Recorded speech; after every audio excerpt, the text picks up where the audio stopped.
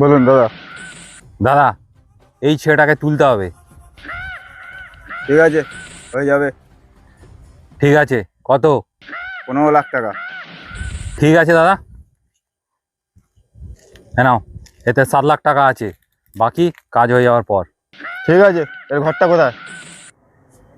এই হচ্ছে ওর ঘর, শিকার ভিতরে আছে। ঠিক আছে।